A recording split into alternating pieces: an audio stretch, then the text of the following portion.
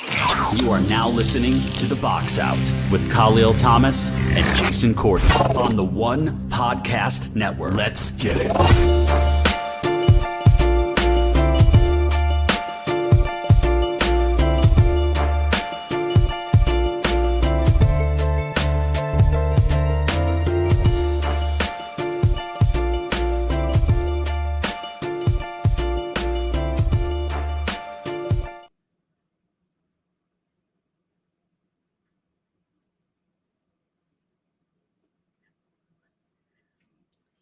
The first time ever that has happened in the history of the Box Out here. We started on time. Actually, like at 8 o'clock on the dot, just poof, all went away. Don't know what happened. But this is the Box Out. Technology be damned. We're here. We're back. This is our season premiere season. I don't even know what the hell season we're in. I think we've been in this for almost 8-9 years, give or take. I don't know anymore. But we are here. It's a special show. We got two people here. We got Jason Corder, we got Bruce Morrow. We're here. Yes. The fuck just happened? Whatever. Jason, first off, how you doing, bro? I'm good. How's everybody doing? Good. And we got Bruce Morrow from Armchairing, the other show here on the One Podcast Network. Bruce, welcome. Welcome. Thank you. Survived the Welcome hurricane. along, Bruce. Survived the hurricane. He's here with us. I'm excited. Survived the hurricane and survived the Liberty festivities last night. Okay, we'll see. So we're gonna start there because, for those of you who are new to the show, Bruce is our resident Liberty hater. I would say hater. I mean critic. Liberty critic. I like that. And he was bullish, let's say, on the Liberty winning the title. Bruce, we'll start with you. 5 games. Game 5 felt like an old school, like 1990s NBA Finals game. A lot of pushing, a lot of shoving, a lot of things getting past the refs. How'd you feel about Game 5 last night? I think it was a good game. I mean, I liked the first quarter, second quarter, because the Lynx were leading. Physical, very physical. I've never seen Jonquel Jones play defense that well. That was probably the best game I've ever seen Jonquel Jones play defensively. And I think he deserved the MVP, but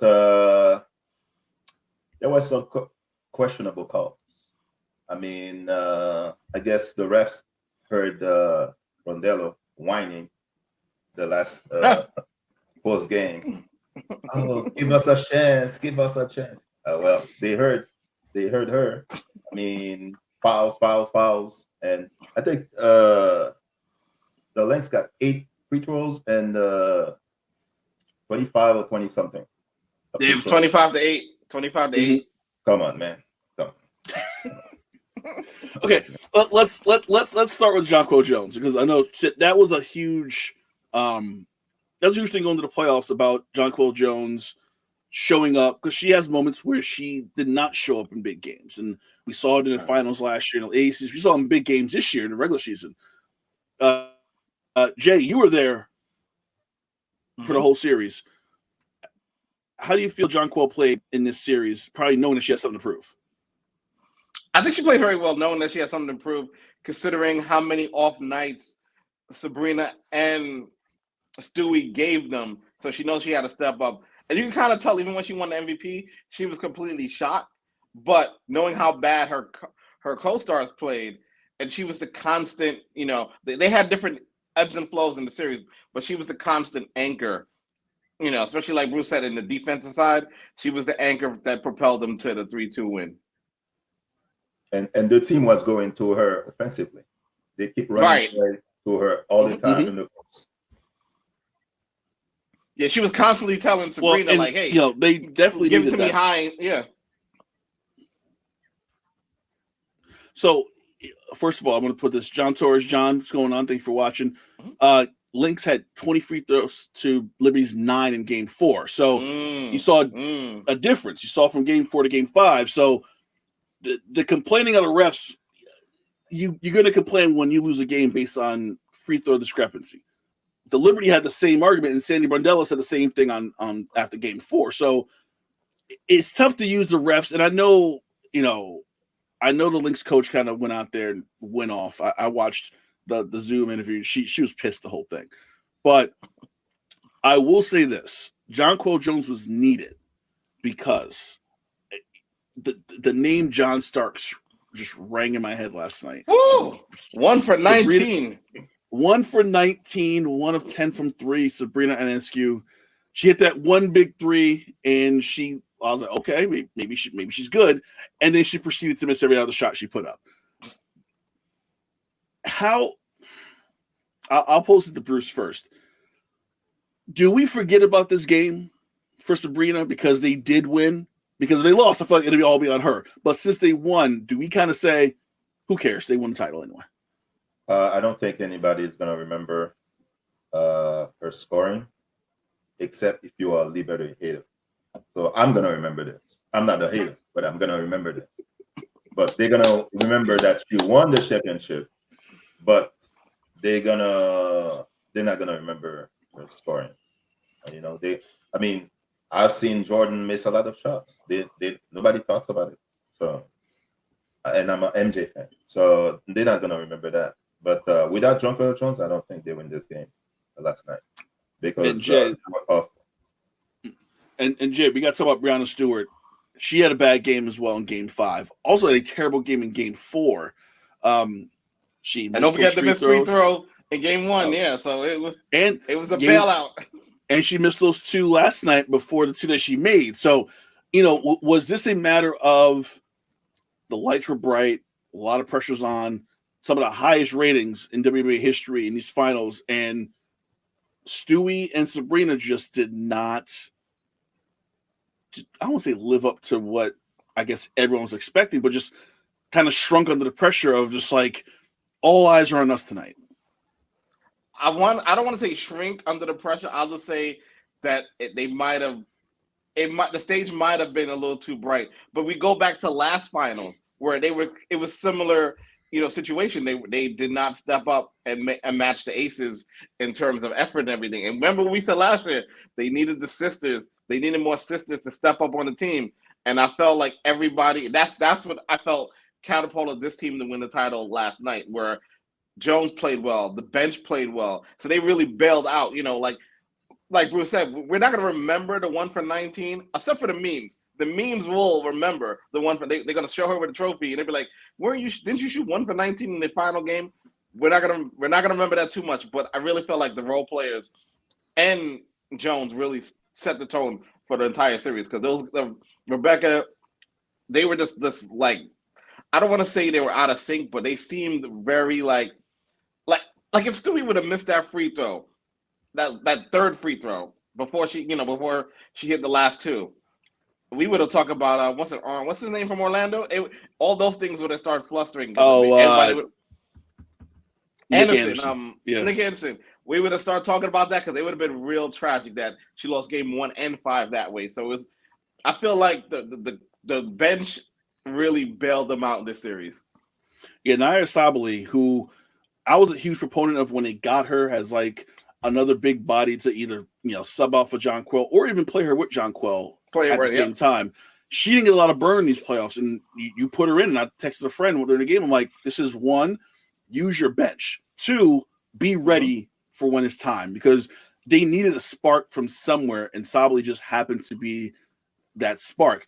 John Thomas, what's going on? He said the game was handed to the Lynx and he did not take it.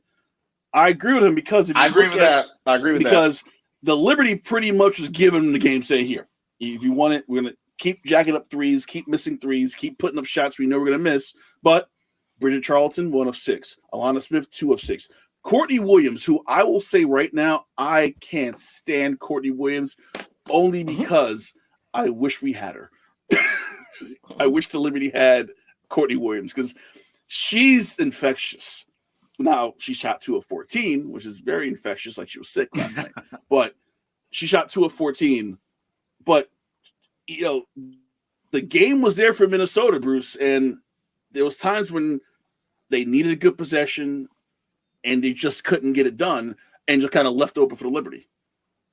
I think Bridget Carlton, I think she had a bad game, and then Lynx needed it. And McBride was keeping the team with the Lynx in the game. I mean, she would go one-on-one against Shankwell all the time and go to the rim.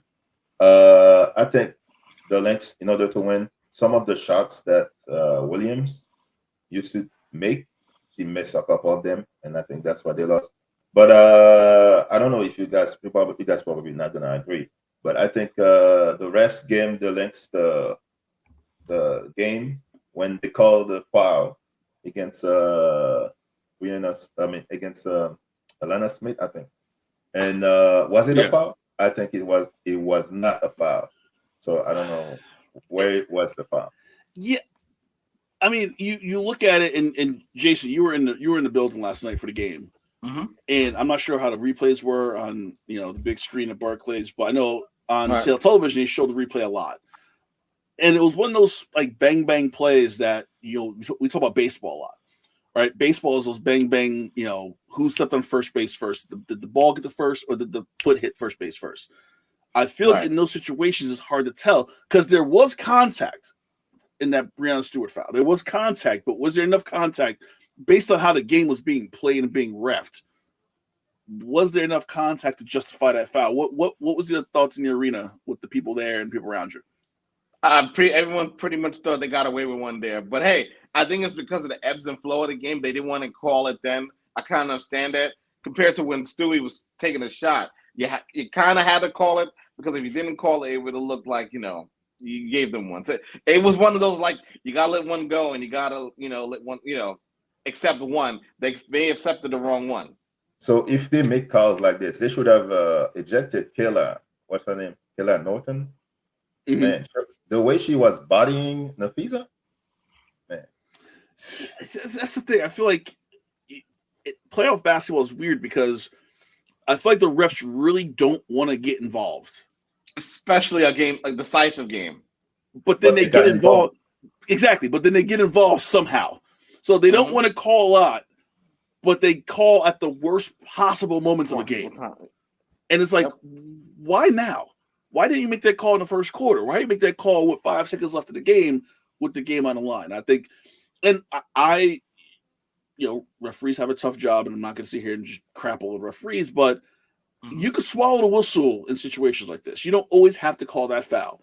And it just happens so often where it's like, now you're just doing it for the hell of it. It makes no sense to do it now, especially at that point in the game.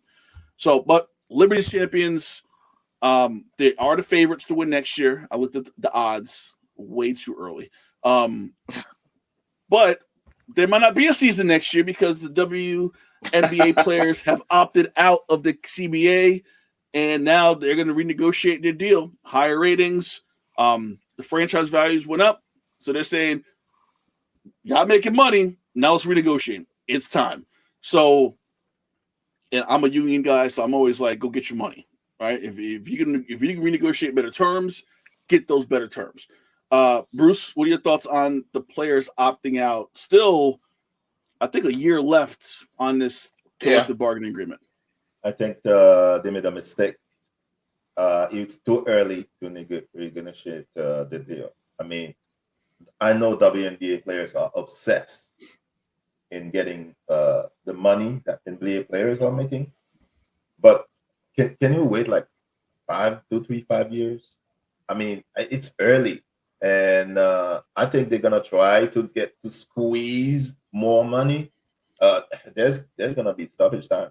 Because it's too early, and the WNBA is like losing money, right? I think I was reading they're still losing money. Can we wait until the WNBA get more money? This is too early. I know. I think they got greedy, and it's gonna cost them. So John says, according to NBA owners, which, that's ownership, that's management. So according to management, they lost $40 million. So obviously management's going to make it look worse than what it is. As a union guy, and I'm a union rep in my school, so I'm all about that. I kind of want to see more numbers. Besides, I'm not going to take their word for it.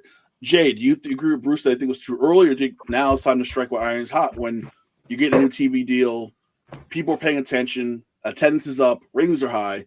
That means advertising can be more expensive. Do you think this is the right time to do it? No, I think they should have waited till next summer at least towards the end of next season to negotiate, because I feel like, the ratings are up, attendance is up, and you had a great rookie class that came in. I think next year's rookie class is just going to be just as more, if not more, polarizing, because you got more stars coming in.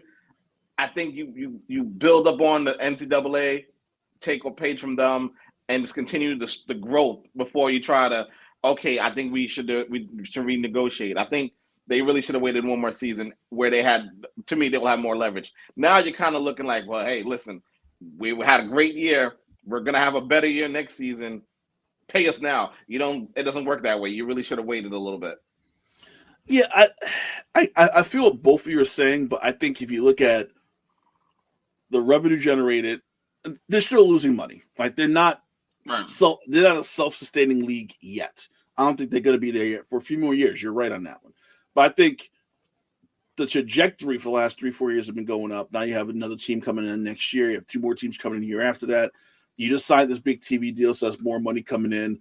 I feel like you almost have to go, let's shoot our shot now, all right, and see what we can get. Now, it's going to be interesting to see how long this takes, because the players' union is like, we're going to negotiate however long this takes. Like, we want to kind of push this along. So I feel where they're coming from, but I'm also like kind of on where you guys are. Like, should you have waited to this CBA expire and then went into negotiations when you have a Paige Becker's coming out and then you have a Juju Watkins possibly coming out next year?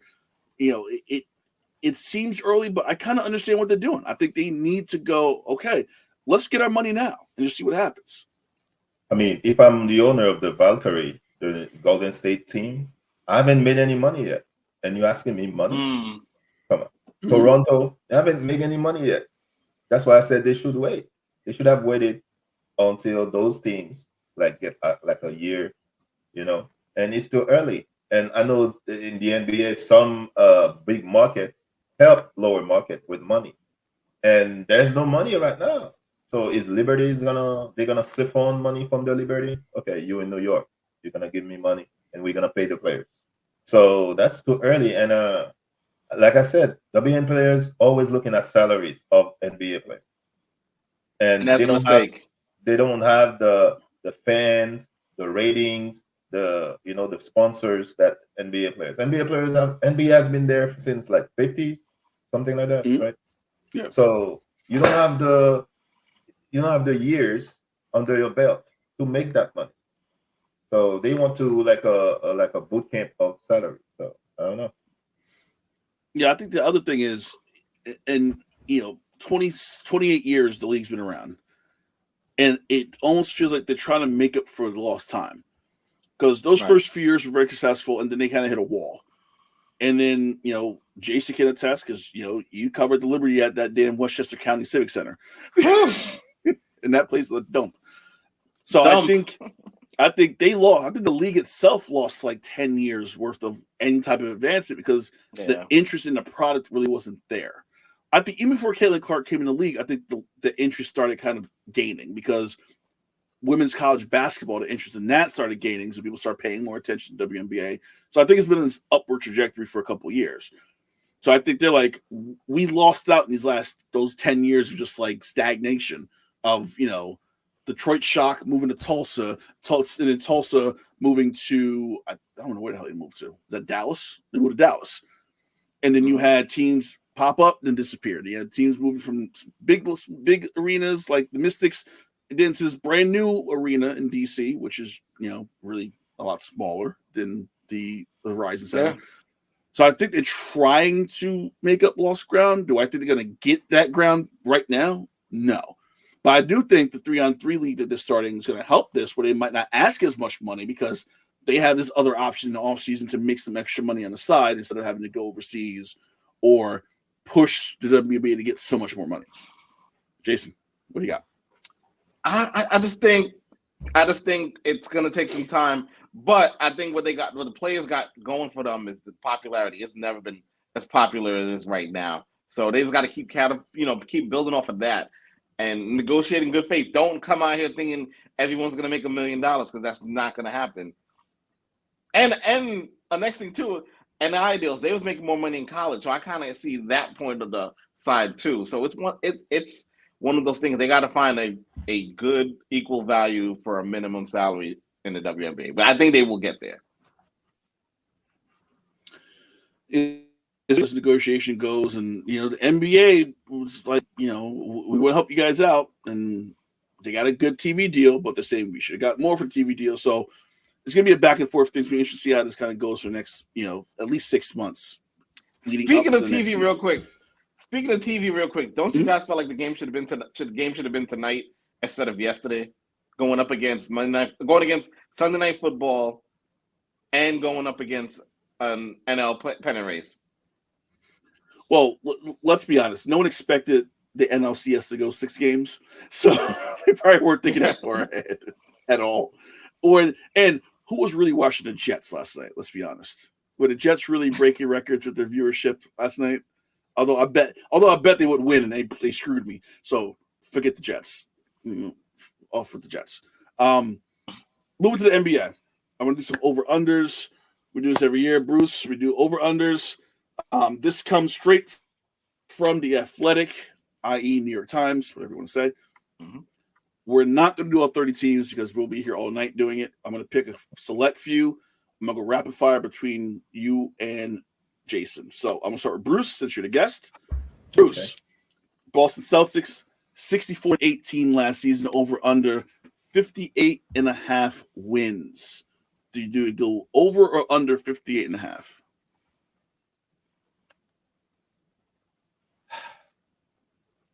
I think they're gonna go over, but I don't think they'll win 60 games. There were a lot of hurt teams last season. So Celtics were just the happiest team. So I'm not a Celtics fan, by the way. So under 60, over 58. Yeah. Okay. Jason, your dear Brooklyn Nets, 32-50 last season, over under 19.5. I'm gonna go over, but I'm gonna go over, barring it's the same roster, because I feel like they will trade players just to go under because they want the number 1 pick. And then back to what I texted you last night, I have faith in Nets ownership because we saw what they did with the Liberty. It's KD and Kyrie sabotage that plan, and this is where they're at now. But I think they're gonna go. Over because they got too much talent to just win 19 games. All right, so go ahead, Bruce. They don't have great players on the Nets, so I don't think they got scores. They got scores, and Ben Simmons playing for a contract. You never forget that part. Yeah, I mean he's gonna score 6 now instead of 4. I mean, I watched him play. Was that Saturday night? The final exhibition game, I think. And you're right, like Cam Thomas, Cam Johnson. That's really it, scoring wise. Claxton, yeah, they're gonna find a way to win 19, to claw 19 wins. I mean, those nights against Orlando will be those games that they'll sneak out and like somehow pull out somehow. Detroit, Chicago, like they'll get those wins against those teams. But that's about it. Like they're getting smoked by everybody else in the league. Those are the games where you're gonna rest your starters against the Nets. And like we're not playing LeBron tonight. We're just gonna put Bronny out there on the floor and let Bronny, drop 20 against the Nets. Bruce, your next team is going to be Cleveland Cavaliers, 48-34 last season. Over under this season, 48.5.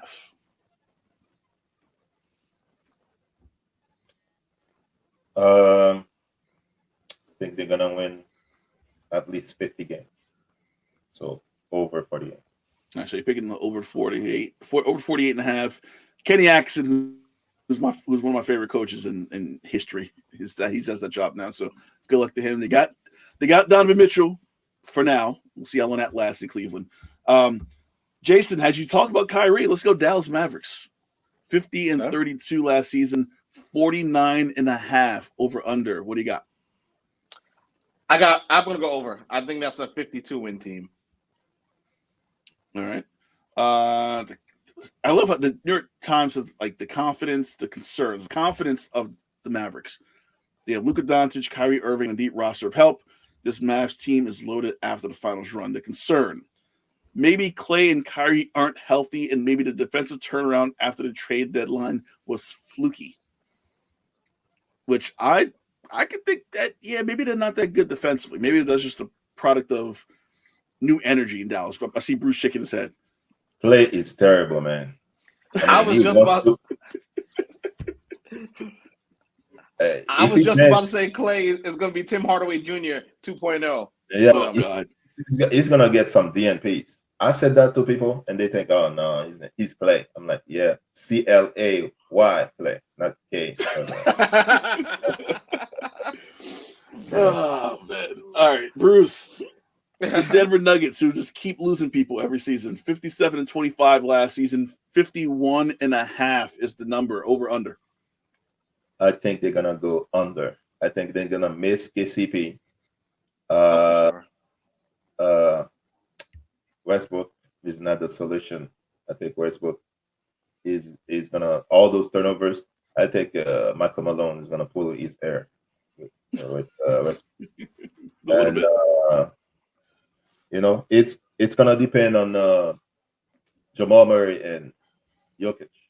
I hope Jamal Murray is always hurt, so banged up. So we'll see. I mean, I don't think they're going to win a lot of games. I think they got worse this season. Yeah, according to the Athletic, Jokic should be good for 40 wins by himself, which I don't disagree with completely. I think you can win 40 games based on Jokic, and hopefully Murray and Christian Brown does something. Jason, I gotta give you this team. Detroit Pistons, 14 and 68 last season, over under 25 and a half wins. What do you got? I'm going under. This is a solid 20-win team back in the lottery for the third straight season. And you can't blame this one on Monty either. So here's the confidence and the concern that the New York Times have.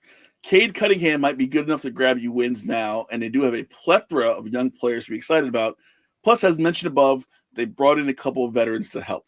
The concern, unfortunately, those veterans are Tobias Harris and Tim Hardaway Jr., so it's a low ceiling. I'm not convinced there were actually 14 wins bad. I agree with you. I want to think good things for the Pistons.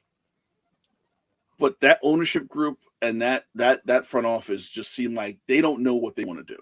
Are you going to actually rebuild the team, or are you just going to, they're trying to do what the Nets did years ago when they got a Claxton, when they got they had a Claxton, they had D'Angelo Russell, Jarrett Allen, and they had Allen Crabbe randomly. The band of Misfits. I think they're trying to pull what Brooklyn did, which resulted in getting KD and Kyrie, but Tobias Harris and Tim Hardaway Jr. is not good. So it's it makes no sense to me what the plan is.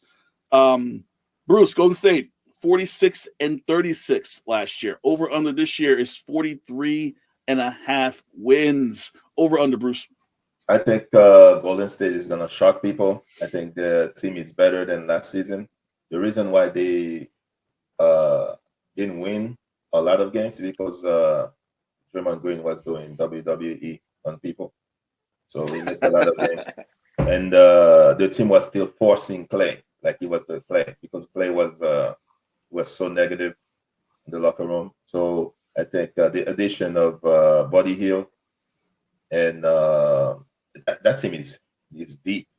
Melton, that team is deep. So it's gonna depend on Wiggins and Jonathan Kuminga. So I think they're gonna win a lot more games. So yeah, I think they could win 50 games. Yeah, interesting. Jason, Houston Rockets, who were just handing out extensions today. They got extension Jalen Green. Sengun got his extension. 41-41 last season, over under 43.5. Do they go above 43.5 wins this season? I think they get 45 just because the bottom of the conference, I feel like they stack up really well against. I think there'll be a playing team, and I trust the growth of Iman getting to the guys one more year. I think they'll definitely be a playing team with a 45 wins. All right. The Clippers. Woo. This is a weird one, and I'm giving this to Bruce because I'm curious what Bruce thinks. 51-31 last year for the Clippers. After the announcement of Kawhi Leonard missing the first few weeks of the season, there is no over-under. They're off the board completely. How many wins did the Clippers win? How many wins did the Clippers get this year? So, Clippers and Warriors, those are some of the teams that I watch all the time. Kawhi is one of my favorite players, but I don't think he should be trusted. If he said he's not going to start this season, probably going to be there by January or trade deadline. So I think the Clippers going to win like 30-something games if Kawhi doesn't play. If Kawhi play, 48, 47. I think Kawhi is not going to play a lot of games, and James Harden he said he's still the same player. I don't see it, but yeah, I think the Clippers 30 games miss the playoff, and they should trade Kawhi, man. It's done. So John Hollinger's prediction is 36-46. Well, and here's my question to both of you, and anyone can take this. Bruce just said trade Kawhi Leonard. What would you be expecting for a Kawhi Leonard right now? Because he's a shell of himself at this point. All right, you're not going to get Kawhi Leonard circa San Antonio his first couple years in LA. What is an offer you would make to LA to get Kawhi Leonard? I'll start with Jason first. I mean, you're not going to get much for him, so you probably lowball a team with 2 second-rounders and maybe a serviceable expiring contract. That's it. I wouldn't trade too much for him. Bruce, what would you? I would trade Kawhi for cash. It's a team that's already set. That does not. It's not going to depend on Kawhi, like a Golden State. Like they just need him part time. Yeah. The problem with that though, all the teams that probably could use them are in the West, and I don't think Clippers are going to operate like that. Okay. You can always go to Brooklyn. Oh God, they can use bodies. Wait, Kawhi for Ben Simmons. Straight up. Man, Clippers not doing that. They already. Kawhi is mercurial. Ben Simmons is mercurial. Come on. I would be against. If I was a GM, I'm like, give me a couple hours. Let me think about that for a minute, and I'll get back to you. Because I would be like, because you're trading one crazy guy making money for another crazy guy who's making money. So I'm like, it's like whatever. You just get one new guy. Maybe it'll change it up. Jason, Lakers 735 over under 43.5. With Bronny James bring this team to 50 wins. What do you think? Oh, this is definitely an easy under for me. I think the Lakers are going to be exactly where they've been the last 2 years. They show us who they are every year. That's the playing darlings. They'll probably, win another in-season tournament because, first of all, can we mention how the Commissioner Cup and the WNBA is now the kiss of death? The two teams that won back-to-back finished second in winning the WNBA finals. So back to this one here, mm-hmm. I think the Lakers are going to be hovering between 38 to 40 wins minimum, and I don't see it because I look at the stacked Western Conference. I don't see them as a top 9. If you stack them up right now, I don't see them as a top 9 team in the West. All right, Bruce, Miami Heat, a little bit of Heat culture, 46-36, over under 44.5 wins. Yeah,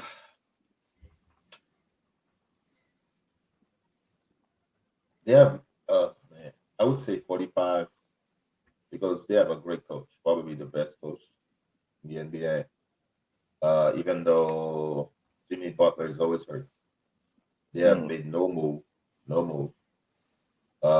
Kevin Love is done. I don't know why he's still there. Yeah, I would not be surprised if Miami is under, but that team shock people all the time. So I would say 45 wins. 45. All right. Jason, 49-33 last season with the Milwaukee Bucks and the con man, Doc Rivers, 50.5 over-under wins. What do you think of the Bucks? I think they're gonna be under. I think I see 3 50-plus win teams in the East, and they're not one of them. All right. I'm gonna move a little faster. Bruce, Sixers, 47-35, 50.5 wins for the Sixers this season. What do you take over under? I think this is another team based on if they are healthy. If they are healthy, they should win like 50 plus. If they're not under 50, and I hope Paul George, I think he had the hyperextended knee. Mm-hmm. So, it's gonna depend on Paul George and Embiid health. So we'll see. All right, Jason, Phoenix Suns, 49-33 last season, 47.5 with Mike Budenholzer as a new head coach. Are they over or under 47.5?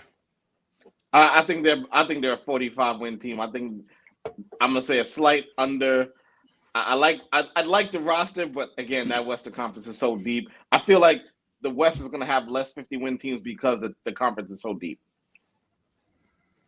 All right, we're gonna end with the Knicks. I'm gonna go. I feel OKC could generate a lot of conversation, so I'm gonna stop at the Knicks right now. We're all gonna chime in. The Knicks 50-32 last season. 54.5 is their number for the over/under. I'm going to start with the critic, Bruce Morrow, first. Bruce, what do you got? I think the Knicks 55, 56 wins. I think the addition of Cat, they're going to win a lot of games in the regular season. And, the Knicks, they're going to look good. Jason? I'm going to go under because I don't trust that I'm going to get 60 games out of OG, Cat, and possibly Hart. I don't think they're gonna. I think they will coast to 50 wins again. I'm not going over that. All right, so let me tell you what the confidence and concern is. The confidence, so much firepower led by Jalen Brunson, and you have to remember how great this team was when OG played. The concern, Tom Thibodeau is running a short bench in NYC. Something could go horribly wrong, which is something we've talked about for years, Jay, about how he runs 8-9-man rotations. He doesn't trust young players. He gets his guys. He trusts them and will run to the ground. I think this might be the year OG is going to get hurt. It's just bound to happen. Cat's going to stub his toe and miss like 6 games in a row.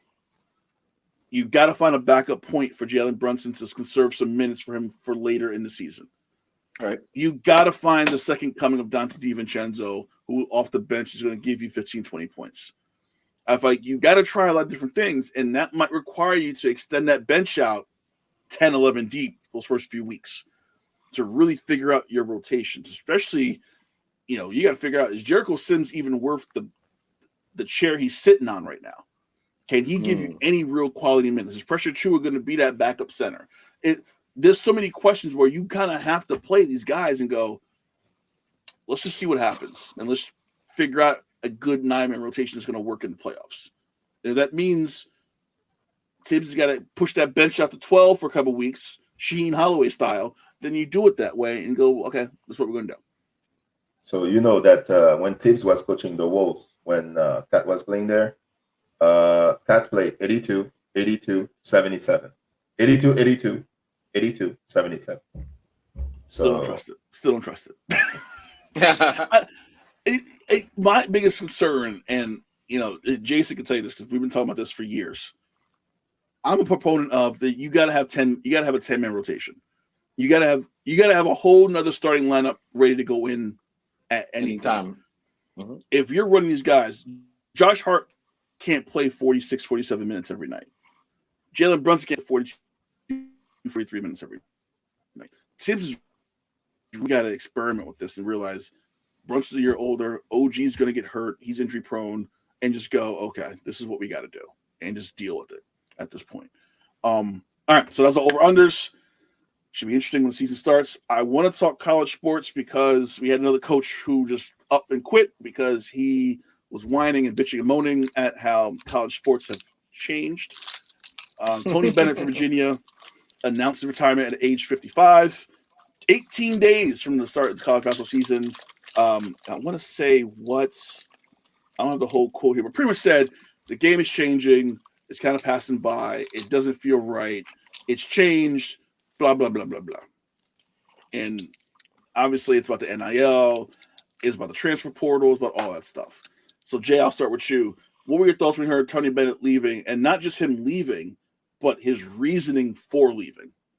He doesn't want to recruit. He doesn't want to go out and compete with everyone else, and especially in the ACC where it's not that vigorous. North Carolina and Duke is not what they used to be anymore. So for him to just quit like this, it just lets you know that, hey, he's not willing to play ball, and that's okay. We need to get all those guys out of there and to start, a fresh new crop, just like most of the programs are doing now anyway. So I think it's probably harder for him to get NIL money in Virginia, considering, you're not going to take away from the schools out in the Carolinas or in DC or in Maryland as well. So it's probably a little harder for him to do. And he's like, you know what? I don't want no parts of this. And I get it. Here's this quote from his retirement press conference. I think it's right for student athletes to receive revenue. Please don't mistake me. The game in college athletics is not in a healthy spot. It's not. And it needs to be changed. It's not going to go back. I think I was equipped to do the job here the old way. It's going to be closer to the professional model. There's got to be collective bargaining. There has to be a restriction on the salary pool. There has to be transfer regulations restrictions. There has to be some limits on agent involvement on these guys. Wah, wah, wah, wah, wah. Bruce, what are your thoughts on this? I never actually talked to you about college sports, NILs, and how it all works out. Now, what are your thoughts on all this? Like Jason said, I think he didn't want to recruit anymore. It's no longer about all the checks we're getting under the table. You could give under the table to athletes. Now it's why it's out of the open. That's why Nick Saban quit. They don't want competition. You could recruit a player, and then all of a sudden the player is not happy, and another school offer him or her money, and then transfer portal. So I think they like the old school way. They don't want the kids to get paid. They just want coaches want themselves to be paid. So I think it's getting out of hand somewhat. I think there was a player, in football, that was promised some money and then wait because they didn't get the money. So I think they don't want the headache. That's why he quit. So it's one of those things where Nick said Saban quit, Boeheim quit, Krzyzewski quit. I'm missing another coach somewhere too. It was fine when coaches would just up and leave their schools and go to another school for more money. Right. That was fine. It was fine when guys tried to transfer from school to school. They had to sit a year out because the NCAA is like, if you're going to transfer, you got to sit out a year, lose that year, whatever. Now it's like guys have options. Players are like, hey, how much money are you offering an NIL deal? Or I'm not happy with the coach and how I'm being used. I'm leaving and going someplace else that's going to play me the right way and treat me the right way. Coaches now, and I think especially the older coaches, and Bennett's not that old. Bennett's not that old school. He's 55 years old. Right. He's not like 70. They don't like the fact that the players have all this power. And that's players are pretty much dictating the direction of these schools. And not just in football or men's basketball, you're seeing in women's basketball. You're seeing in volleyball, gymnastics, SEC gymnastics. I can't remember her name. She is on LSU gymnastics team. She's making bank. Now. I saw that documentary on Amazon. Yeah. So these players are becoming a little bit more famous than their coaches. and hold a lot more power than the coaches. And the coaches don't like that shit because the coaches don't like that shit. The coach is like, well, this is my team. Well, I'm leaving your team because I'm going to go play for this team. And it's not. And I think the coaches have misconstrued this all about money. I don't think it's all about the money. I think it's the fact that players are like, I'm not feeling you. I'm going someplace else. I know you recruited me and came to my house, and my mom like cooked your food and like gave you some cornbread and like you chill with us, but you're a piece of shit. I'm going someplace else. And coaches don't like the fact that players can do that. And I think that's the problem. The power is shifting, and these new school coaches are like, okay, you can go, but you know, I'm gonna get somebody else. And like, and they're more like they're player coaches. Right? Back in the day, and I don't know if you guys like, you know, PJ Carlissimo from Seton Hall and Boeheim back in the day, and Coach K and Dean Smith, they were like drill sergeants, where coaches, the players couldn't say anything to them. Now the coaches are like, listen, I got you. You know, go practice. You know, and we'll chill. I saw a documentary with Syracuse's new football coach, and he's just like going to do dorm checks and dapping up players 11 o'clock at night, and like, yo, you're in your room, like, you know, go off your phone. Let's go. Just talking shit with them. That's the new coaches now. Those are the coaches players want, and those old school coaches are realizing they're past their prime now, and know that they have no more power, and no one really gives a shit about what they say to them because I'm going to leave and go someplace else and succeed. Yep. So that's what it is, and unfortunately, it's going to keep happening. These older coaches are going to leave, but in the grand scheme of things, these younger coaches are going to get opportunities to make their mark. Fran Brown in Syracuse, I think, is one of the best football coaches in America, just based on how much his players are like. We love him. Like, he's been here 6 months in like this night and day from when Dino Babers is here, who sucked as a coach in Syracuse. So it's just interesting to see how this all works out. Real quick, speaking of college basketball, first top 25 AP poll came out last week. Rutgers ranked 25 in the country. I saw them play against St. John's. I know, Jason, you've covered Rutgers over the years. I'm pretty sure you're going to come to Jersey and cover them this year. What are your thoughts on Rutgers being in the top 25? I think the program has arrived on the main stage. I think they're definitely not a doormat of the Big Ten, so I'm happy for them. And I think it's only going to get better. And I think there's still a long shot that, what's his name? Carmelo Anthony's son might go there. That's what I'm hearing. You really... This is the second time you've mentioned that in like 3 weeks. Yeah, I'm hearing it's leaning towards Rutgers over Syracuse. Yeah, I feel like Syracuse has lost some steam since Boeheim left. I feel like they're not really recruiting that great, and like the buzz around the team hasn't really generated anything. Bruce, the top team in the country is Kansas. UConn, who won the title, is third. To you, is Kansas one of those blue bloods that just like they're Kansas, so they have to be put in that top spot every year? It seems like. I don't know. I have no idea about Kansas. I don't check college basketball. I only know about North Carolina. That's my team. Kansas. I see they are number 9. I was like, what happened? So Kansas are to basketball what Notre Dame is to football. They just got to be in the top 10 until they crash and burn. But Williams, I remember years ago when Williams left Kansas. They went to North Carolina, and then Bill Self left Illinois to go to Kansas. He's been there ever since. Yeah. And Kansas is one of those. Kansas, like, I think Notre Dame is the right comparison. Kansas is always ranked high and then just fall off, and in the tournament you lose to, like, you know, Texas and El Paso in the second round, and no one cares about Kansas anymore. It's just. But there's not college basketball is boring. There's not a really good team or good player. I mean, what's the I don't want to say white guy, but what's the white guy? Say white guy. Yeah, the white guy. He's gonna be like number 1 pick next season. Cooper Flag. Which team is in college, right? He's in Duke. Duke got a good recruiting class, and they're 7th on the list. Because they got Carlos Boozer's twins, right? Yep, they just signed last week? Yeah, give or take. So I'm curious about, you know, Rutgers is interesting.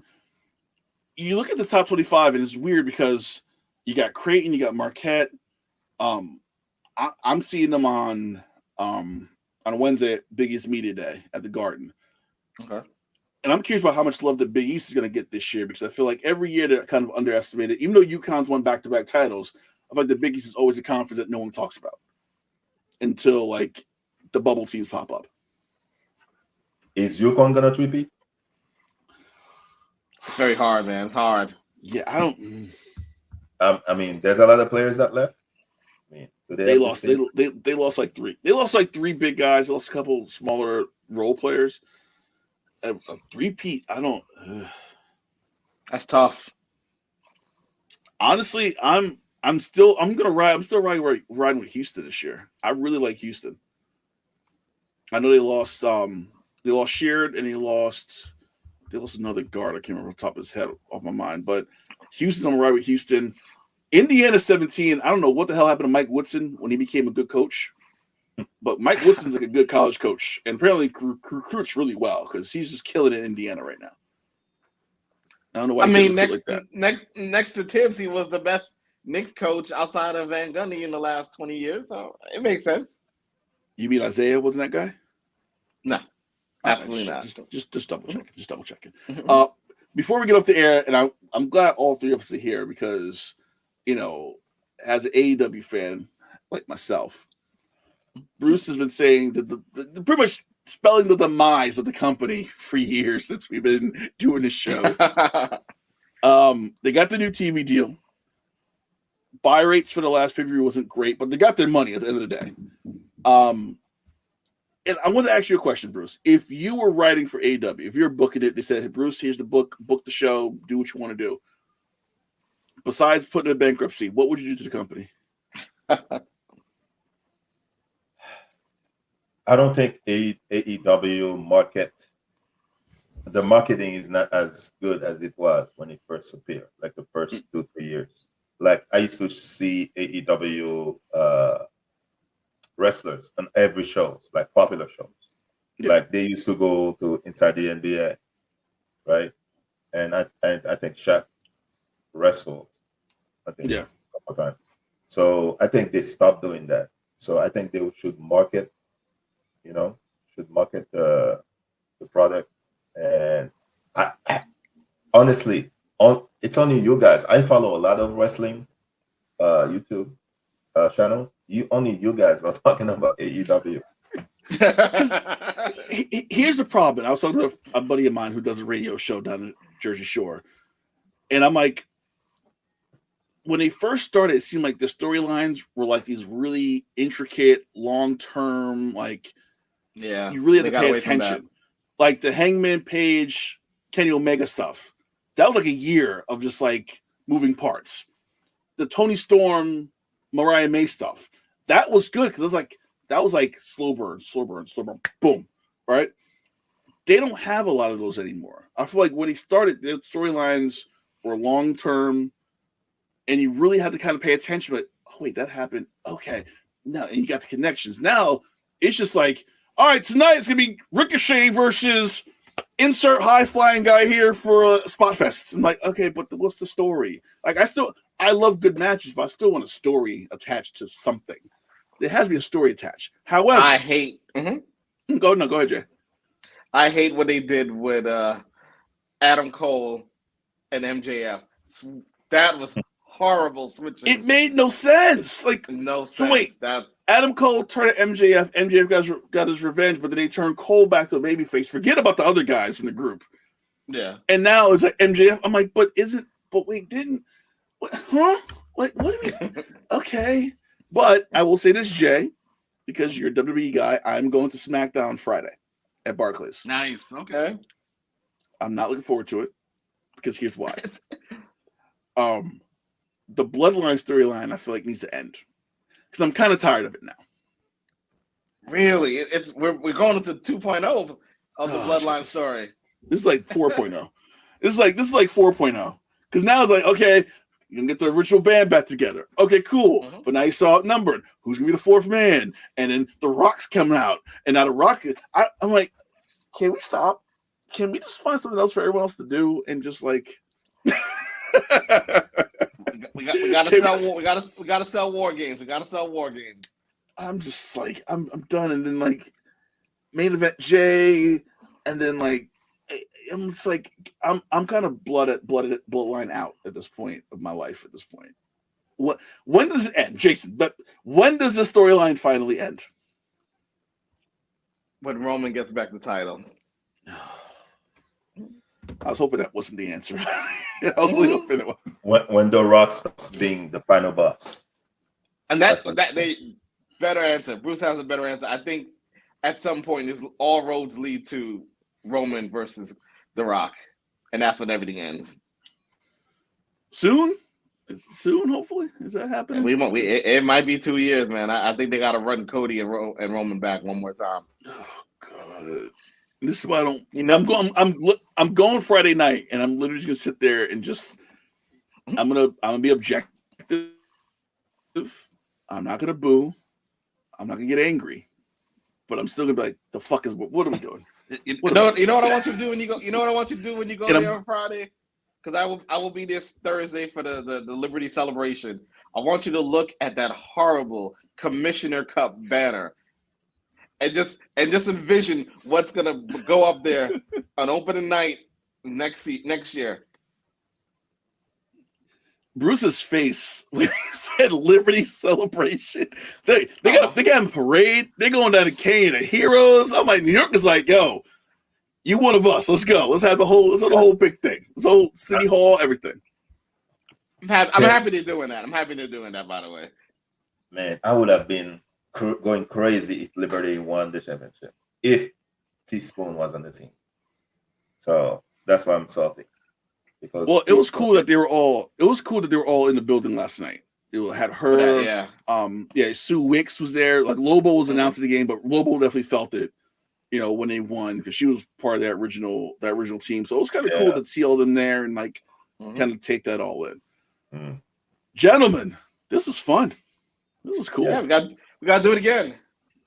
So the next show on our network is going to be Armchairing with Bruce Morrow, Wednesday night, 8 p.m. here on the One Podcast Network. The NBA season starts tomorrow. Bruce is going to talk about the opening night. The next box out is going to be Sunday because we want to get some games in. Because we talk Thursday, ain't nothing to talk about. I want to talk Sunday when we got like 5 days worth of games and when we could talk a lot of shit about the game. So Armchairing is happening on Wednesday. The next box out is going to be on Sunday, 8 p.m. So one Podcast Network is doing big things. Bruce, thanks so much for joining us, man. I appreciate it. Thank you. Thanks, Bruce. Thank you for having me. Yes. And Jay, as always, great show, bro. Likewise. All right. So Bruce will be back on Wednesday here on YouTube. We'll be back, us too. Yes. We'll be back on Sunday, 8 p.m. So thanks all for watching and Go listening. Lex. We'll check you on Wednesday.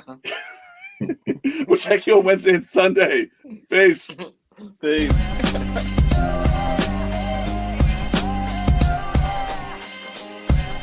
This has been The Box Out with Kahlil Thomas and Jason Kortner.